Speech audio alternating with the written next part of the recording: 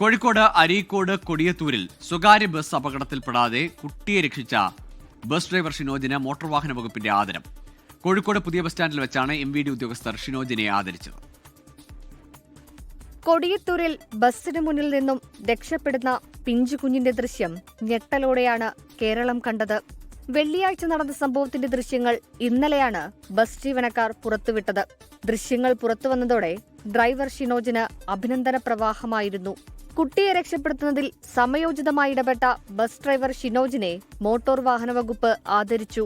സ്ഥിരം അപകട മേഖലയായ മാക്കലിൽ വാഹനാപകടങ്ങൾ കുറയ്ക്കാനുള്ള നടപടി ഉടനുണ്ടാകുമെന്നും motor vehicle inspector Vinu Jose പറഞ്ഞു. അത് ഞങ്ങൾ പരിശോധിക്കുന്നുണ്ട്. ആ ഭാഗത്ത് എന്താണ് നമുക്ക് ചെയ്യാൻ പറ്റുന്ന, അവിടെ റോഡിന് ഒരു വീഡിയോ ഒരു ഇഷ്യൂ ഉണ്ട്.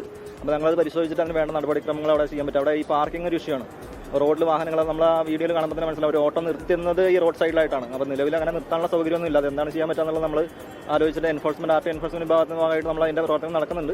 വെള്ളിയാഴ്ച നടന്ന സംഭവത്തിന്റെ ദൃശ്യങ്ങൾ എന്തുകൊണ്ടാണ് പുറത്തുവിടാൻ വൈകിയതെന്ന ചോദ്യത്തിന് ഷിനോജിന്റെ മറുപടി ഇങ്ങനെ: ഞാൻ പുറത്തു വിടാഞ്ഞെന്ന് വെച്ചാൽ ബസ്സുകാർക്ക് എതിരാണ് എല്ലാവരും, നാട്ടുകാരും എല്ലാവരും.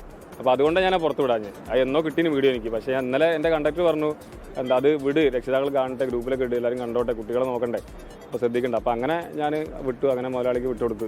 നിരവധി സാമൂഹ്യ സംഘടനകളും ഷിനോജിനെ ആദരിച്ചു. 24 കോഴിക്കോട്.